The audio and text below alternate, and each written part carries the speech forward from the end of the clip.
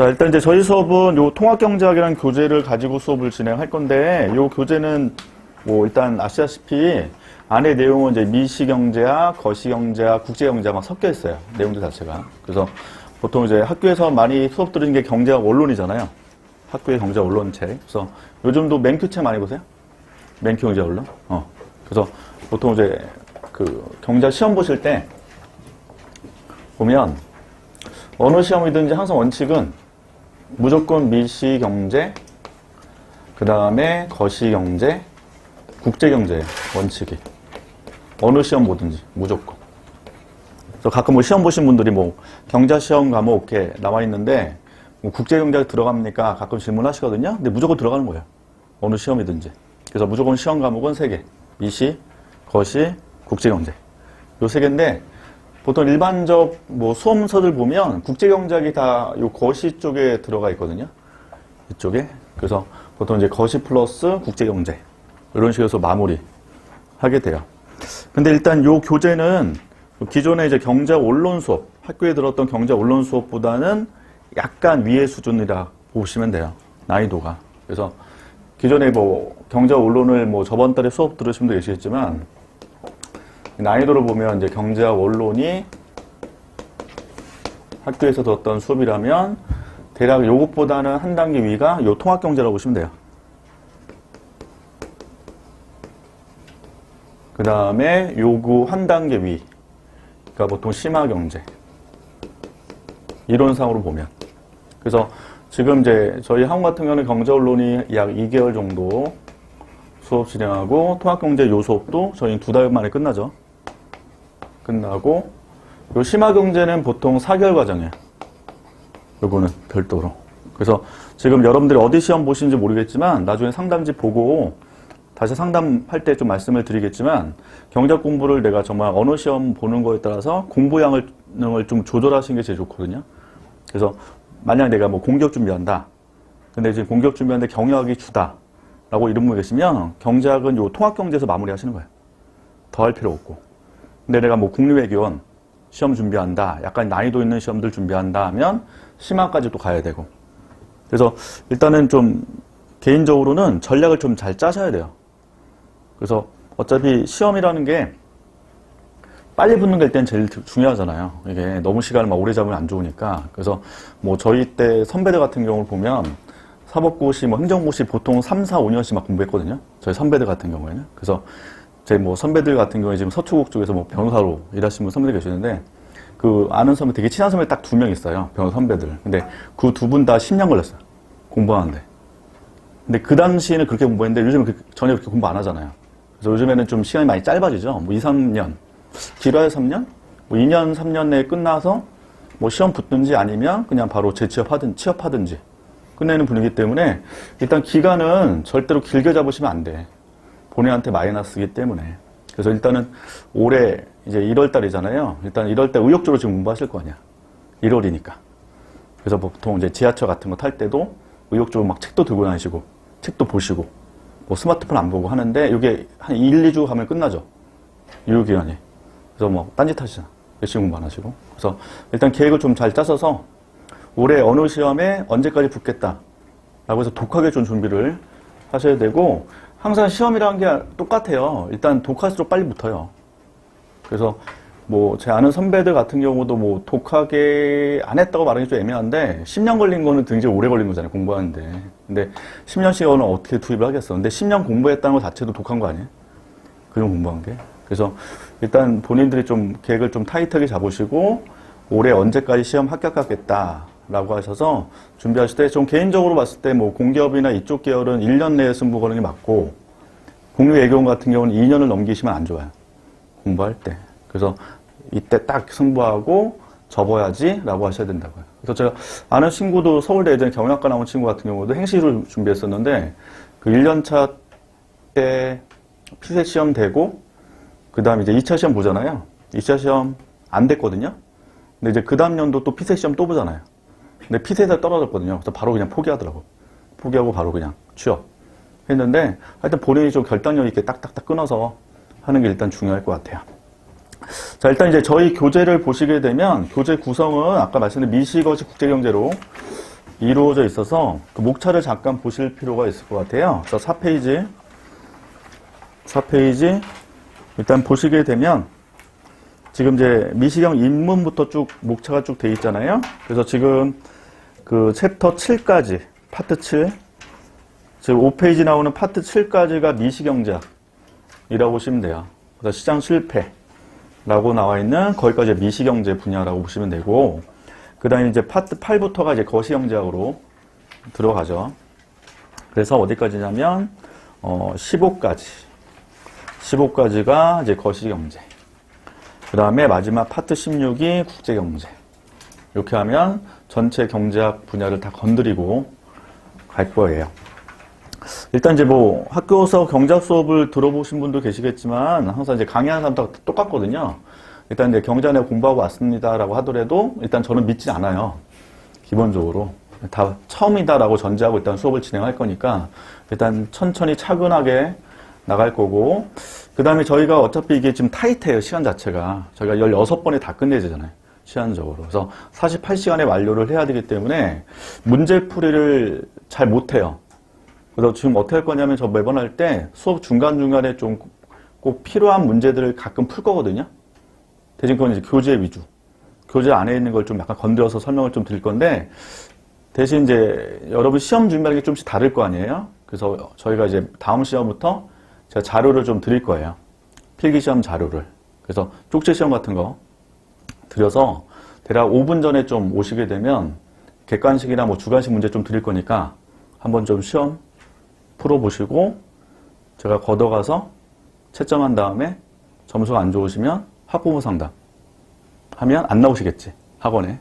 안 나오니까 일단 개별 채점만 하시고 일단 좀 모르시는 거 있으면 좀 질문하시는 게 제일 좋거든요. 그래서 저희가 이제 실강 수업이니까 실강 수업에서는 무조건 적극적으로 좀 질문하셔야 돼.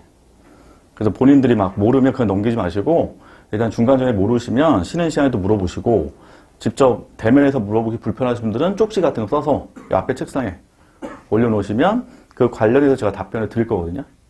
그래서 저번에 이제 다른 반도 말씀드렸는데 제가 지금 제 사이트 하나 만든 게 하나 있어요. 사이트가 뭐냐면 학습 질문 전문적인 사이트예요. 그러니까 그거는 어떻게 하냐면 이제 동영상으로 답변을 다 하는 거예요. 그래서 그거를 좀 활용하시면 좋을 것 같아요. 그래서 뭐 요거 모릅니다 하면 제가 그 관련돼서 촬영을 할 거거든요. 그럼 여러분들 그 강의를 딱 보시면서 그냥 서면 글로 쓰는 것보다는 동영상으로 보는 게 훨씬 더 효과적일 거 아니에요. 그래서 대략 한 2, 3분 걸쳐서 막 설명을 제가 해요. 자세하게. 하니까 일단 중간중간에 모르시는 거 있으시면 적극적으로 저 어필해서 질문하시면 제가 답변을 해드릴게요. 동영상 쪽으로. 아시겠죠? 그래서 일단 좀 열심히 하시면 좋을 것 같고, 일단 이제 1월이니까 저도 열심히 할 거고 여러분 열심히 해서 올해 꼭 소기 합격 달성하도록 저도 최선을 다할 겁니다. 자, 그 다음에 이제 중요한 게 중간중간에 문제가 있어요. 문제.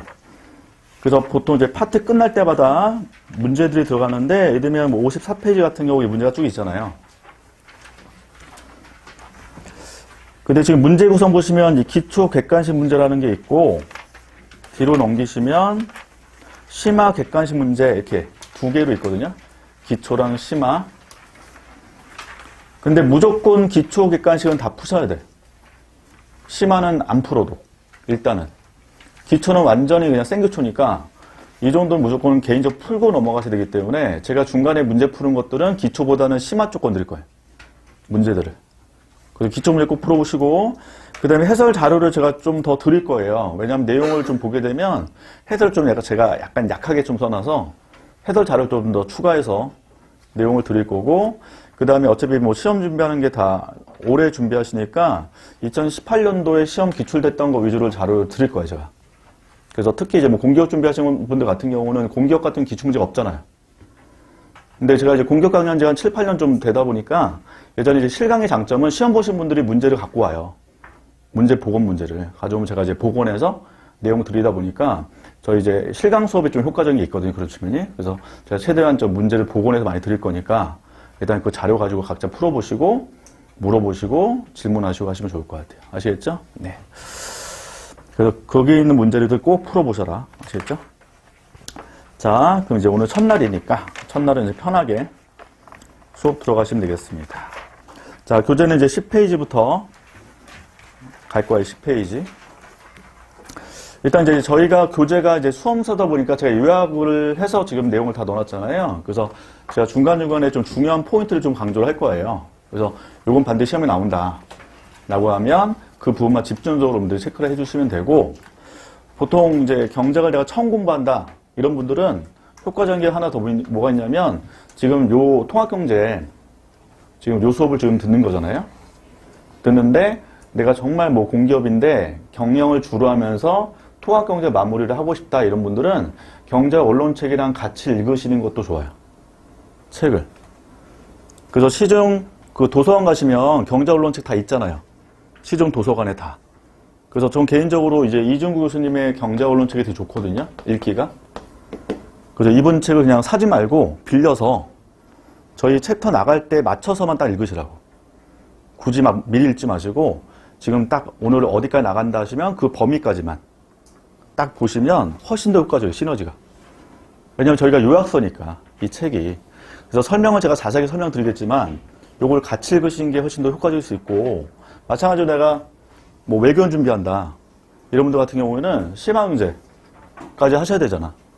그래서 보통 이제 외교원 분들 같은 경우는 미시, 거시, 국경 관련된 교수님 책을 반드시 사셔야 돼. 원래는. 그래서 미시 책은 유명한 게 이중구 교수님 책. 근데 거시 하면은 이제 정운찬 교수님 책. 이런 책들이 되게 유명한 책들이거든요. 그래서 외교원 쪽 준비하신 분들 같은 경우 또 뭐 금융권도 좀 해당될 수도 있는데, 이런 분들은 이제 이 책을 미리 사서 통합경제 지금 미시 파트 읽을 때 이거 같이 읽으시면 나중에 공부할 때 2번 읽을 수 있죠. 나중에 따로 읽지 마시고. 그러니까 지금 진도 맞춰서 보시는 게 훨씬 더 효과적이에요. 그래서 보통 지금 대학교 다니신 것 같은 경우는 어떻게 하면 훨씬 효과적이냐면, 학교 수업을 경자 수업 듣는 게 제일 좋은 거예요. 학교 내에서. 그래서 학교 내에서 미시경제, 거시경제 그런 교수님들 수업도 있잖아요. 그래서 가끔 이제 제가 알기로는 학교 내에서도 좀 강의 잘 하시는 교수님들 계시거든요. 또는 출제연 들어가신 교수님들. 그래서 그런 분들 같은 경우는 굉장히 그 강의가 청강생들이 많단 말이에요. 그래서 저희 같은 경우도 기억나는 게 예전에 그 거시 이정월 교수님인가 계셨는데 지금도 계신 것 같아요. 그분 같은 경우 출제연 들어가고 강의도 잘하니까 청강생들 포함해서 한 500명이 들었어. 거기. 그래서 막 여기 뭐지? 여기 옆에 막 그냥 간이 의자 놓고 듣고 그랬거든요. 그래서 학교 수업도 활용하면 좋아요. 근데 학교 수업 같은 경우는 이제 교수님 책, 뭐 본인 책을 쓰든지 아니면 가끔 이제 프린트라든지 PPT여서 하잖아요, 수업을. 근데 그런 경우는 이제 별로 안 좋으니까 그 수업 들으면서 이런 책을 사는 거야지. 사서 같이 그 범위를 쭉 쫓아가시면 2배로 또 읽을 수 있으니까. 그래서 지금은 상황마다 좀 다르겠지만 학교 다니신 분들 같은 경우는 경제 수업 같은 걸 좀 들으시는 것도 나쁘지 않다는 거죠. 대신 이거 이제 워낙 유명한 교재들이니까 이런 교재들은 꼭 사실 필요 있어요. 자기 시험에 대비해서. 아시겠죠? 상담할 때 개별적으로 더 말씀드릴게요. 그런 분들은. 자, 하여튼 그래서 지금 이제 통합경제 요 책 공부할 때 일단 이중구 경제학 원론책 보시든지. 근데 이중구 경제학 원론책은 좀 내용이 쉬워요. 근데 약간 난이도 있는 경제학 원론책이 있거든요. 그 박영사에서 나온 책이 하나 있어요. 그게 현대 경제학 원론책. 근데 요게 약간 난이도가 높아. 경제 원론책에서. 예전에 이게 되게 유명한 책이었어요. 현대 경제학 원론책. 3인 공저. 제가 알기로는 그 중앙대 교수님들이 쓴 책이거든요. 그래서 요 책도 많이 보기 때문에 요거 정도 보시면 이 책이랑 좀 약간 시너지가 또 있을 수도 있어요. 네, 하여튼. 그래서 하여튼 경제 원론책 한 권 정도만 그냥 사지 마시고 빌려서 보시면 좋겠다라는 거죠. 자, 이제 10페이지부터 할게요. 자, 첫 번째 보시면 이제 미시경제학의 성격이라고 나오죠. 미시경제학이 무엇인지라고 하면서 이제 경제학이 무엇이다 라는 거를 지금 설명을 하고 있습니다. 그래서 지금 개념이 있죠. 1번에. 거기 개념 1번 보시면 요 내용은 어느 교과서든지 다 똑같이 이렇게 나와 있어요. 그래서 희소한 경제적 자원을 활용하는 최선의 방법을 선택 또는 연구하는 학문이다. 이렇게 나와 있는데, 보통 이제 학과에서 경영학과 나오신 분들, 보통 경영학 같은 경우는 공부하는 목적이 뭐예요? 주로 목적이 경영하기 위해서. 그분들 같은 경우는 기본적으로 돈과 직결되거든요. 그래서 나중에 사회생활 할 때 내가 정말 돈을 벌고 싶다 하면 경영학을 전공하는 게 맞아요. 경영학 쪽으로. 그래서 경영 공부하는 그 과목들이 경제학도 있고 뭐 심리학도 있고 행정학도 있고 섞여 있잖아요. 종합학문이잖아요. 근데 경제학은 순수하게 순수학문에 들어가요. 그러니까 일종의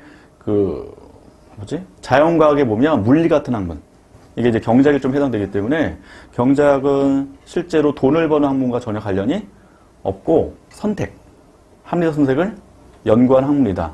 라는 게 가장 키포인트인데 이때 나오는 개념이 바로 희소성이 지금 등장하는 거예요.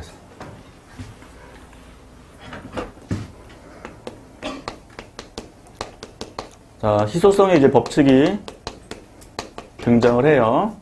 근데 이제 가끔 용어로 희귀하다는 말이 있고 희소하다는 말이 있어요. 시험에 안 나와요. 그냥 듣고 넘어가시면 돼요. 시험에 안 나오니까. 희귀하다, 희소하다. 요 개념. 자, 우리나라에 이제 바나나하고 망고가 있다 해봐요. 바나나, 망고. 그래서 우리나라 바나나가 100개 있고 망고는 50개만 있다고 한번 해봐요. 그러면 지금 절대적 수량으로는 망고가 적잖아요. 그래서 망고를 희귀하다라고 해요. 망고는 희귀하다. 이렇게.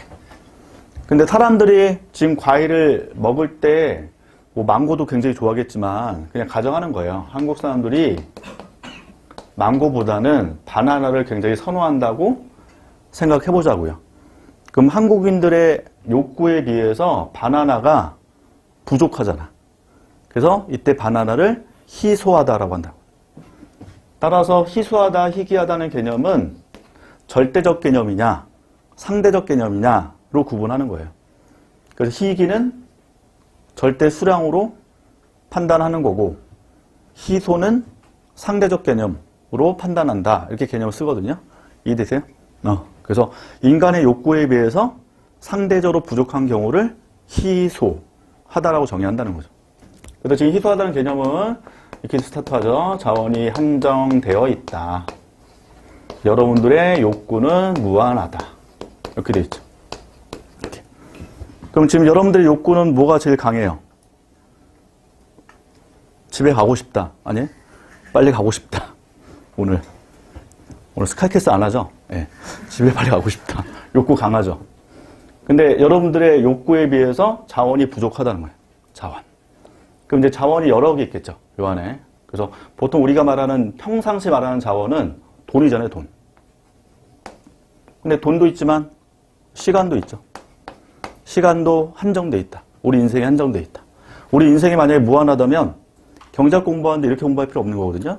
예를 들면 경제학 한 10년 넘게 공부해야 되잖아. 시간이 무한하면. 근데 지금 시간이 한정돼 있으니까 오늘 경제학을 공부할 수밖에 없는 거지. 그래서 이게 자원의 개념인데 자원에는 굉장히 많은 개념이 들어가는 거예요. 돈도 있고 시간도 있고 경제에서는 생산 요소도 있고 재화도 있고 그래서 이런 것들이 여러분들 욕구에 비해서 뭐하다? 부족하다면 희소하다라고 정의한다는 거죠. 그러면 희소할 때 어떤 문제가 발생하냐? 선택을 해야 된다라고 해요. 선택. 그래서 오늘 여러분들이 경제학 공부하러 오신 이유도 선택이다. 이 시간에 여러 가지를 할 수 있는데 여러분들이 경제학을 공부하러 오셨잖아. 솔직히 이 시간에 놀고 싶지 않아요? 저녁 시간에? 집에 쉬고 싶고 놀고 싶고 하잖아요. 근데 여러분들이 경제학을 공부하러 왔다는 거는 선택한 건데 당연히 우리는 합리적으로 선택을 해야 된다는 거죠. 그냥 선택하면 안 되고 합리적 선택을 해야 된다. 그래서 합리적 선택을 공부하는 학문이 경제학이다 이거예요. 그럼 합리적 선택 어떻게 하냐? 편익과 비용을 비교를 하라고 하는 거예요. 편익과 비용. 그래서 항상 어떤 걸 선택하든지 편익이 비용보다 커야 돼요, 적어야 돼요? 커야 돼요.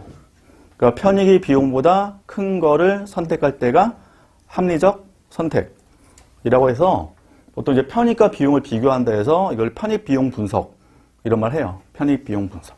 이렇게. 사실 이런 것도 시험 안 나와요. 그냥 지금 기초 개념 쭉 얘기하는 거니까 그냥 듣고 넘기시면 돼요. 시험 관련 없으니까. 여러분들이 소개팅 하시죠, 소개팅. 대학교 때. 그럼 저희 때도 이제 기억나 숙대 4분하고 저희 과 동기 4명하고 소개팅 했던 기억이 나거든요. 그러면 소개팅 나갔을 때 뭐가 있어요? 편익. 그 다음에 보통 남자분 나가시면 일반적으로 지금 요즘 문화는 모르겠지만 남자분들 보통 바깥 내죠. 아닌가? 더치페이예요? 처음 보자마자? 바뀌었어요. 저희 때는 남자분들이 됐어요. 근데 딱 만났는데 서로 표정이 안 좋았어. 처음 딱 보는 그 순간.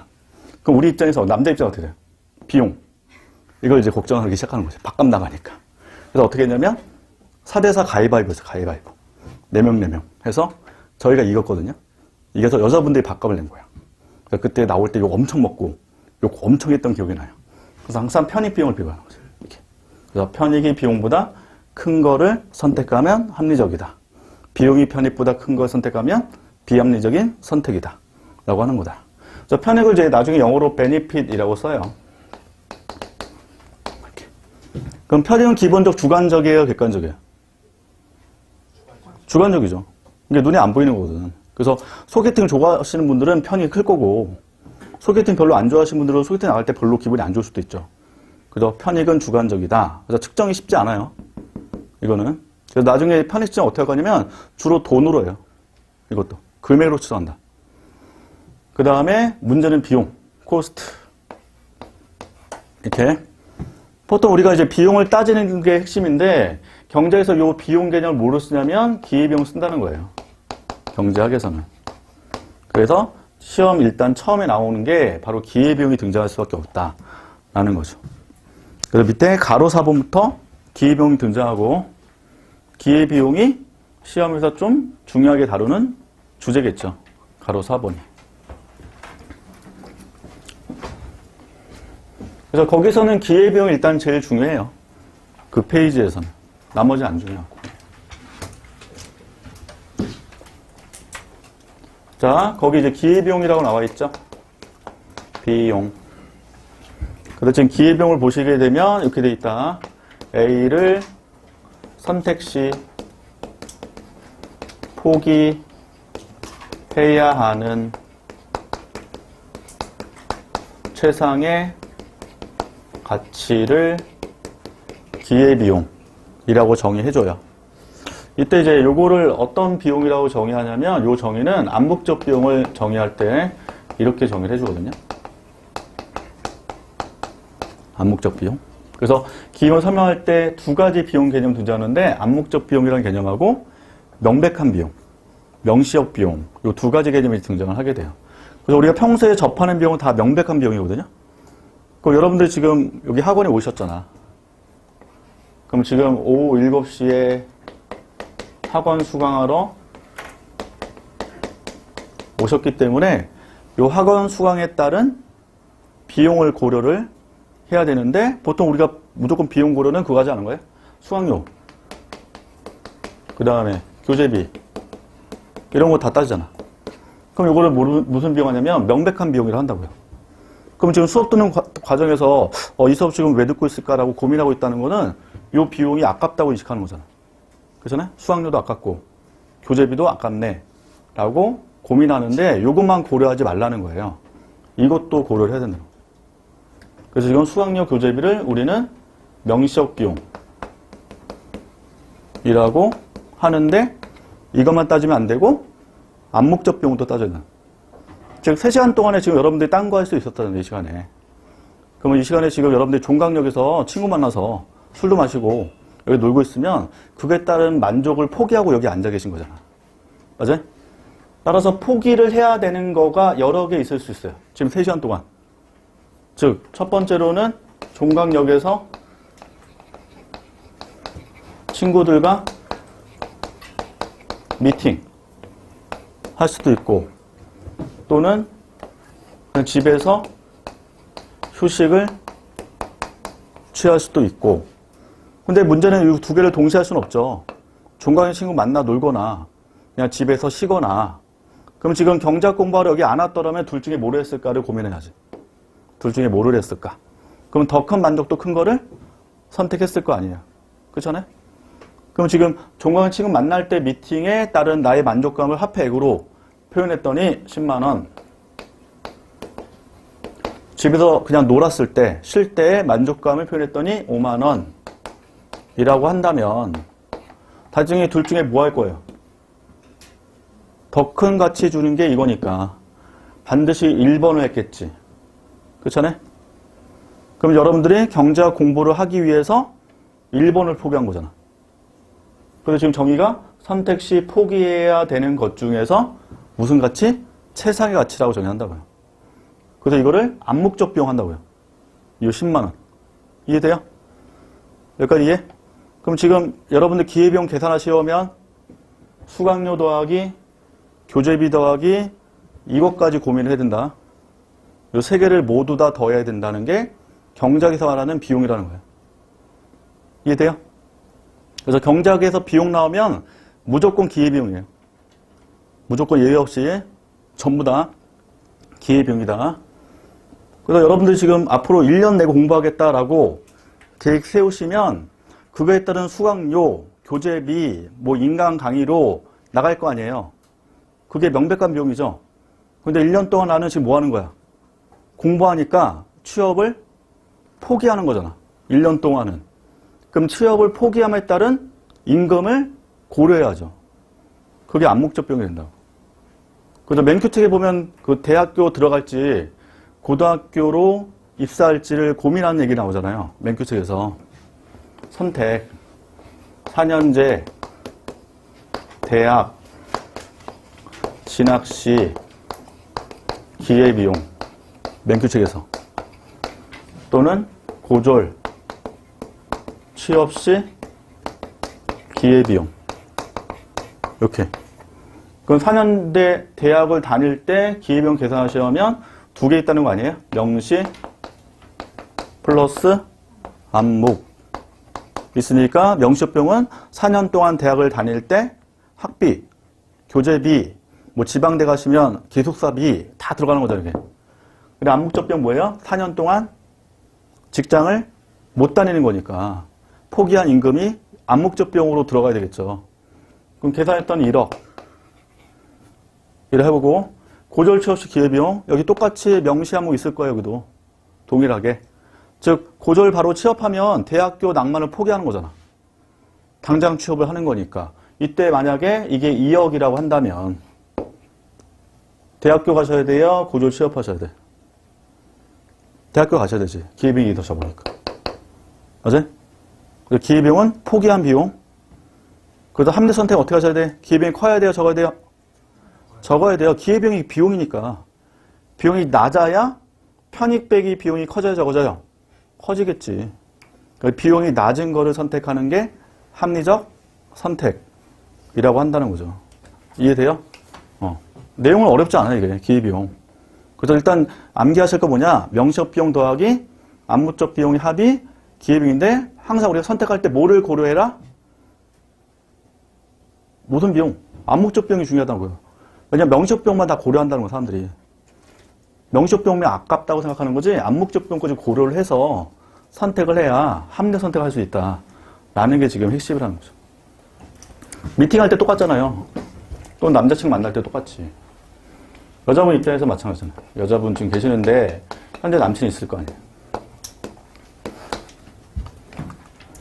근데 이제 다른 남자분을 만날 수 있는 기회가 생겼다. 만약 박보검 씨가 사귀자고 그랬다. 그럴 일 없지만. 그럼 박보검 만날 때 무슨 비용? 기회비용 발생하죠. 명시, 암묵적 비용 발생할 때 명시적 비용은 이제 보통 이런 분 만나려면 기획서 통해서 만나야 되니까 식사도 굉장히 고가로 하는 거 알고 있거든요. 저 예전에 그 김수현 씨 같은 경우도 예전에 홍콩 아줌마들이 그 식사하기 위해서 5억인가? 냈던 걸로 기억나요. 뭐 4명이서 1억씩 이렇게 분담해서 냈다는 거죠. 그럼 박보검 만나려면 여러분들 명시적 비용이 5억이 들지. 이렇게. 그 암묵적 비용 뭐예요? 남친. 포기하는 게 암묵적 비용이잖아. 가치가 없으니까 영원. 그렇게 되겠지. 그러면 기회비용 5억 나오는 거지. 그 다음에 남친 만날 때 기회비용은 명시 플러스 역시 암묵적 비용. 되는데 보통 이제 남자분이 잘 밥 사주신다면 명시적 비용이 거의 없겠죠. 여자분 입장에서. 영원. 암묵적 비용은 밥보고 못 만나는 거. 근데 약간 느낌이 별로 탁 안 다가오니까 한 1억 정도 할까요? 그러면 1억. 이렇게. 그럼 누구 만나셔야 돼? 네? 우리는 합리적이다, 비합리적이다? 비합리적이죠. 우린 비합리적이다.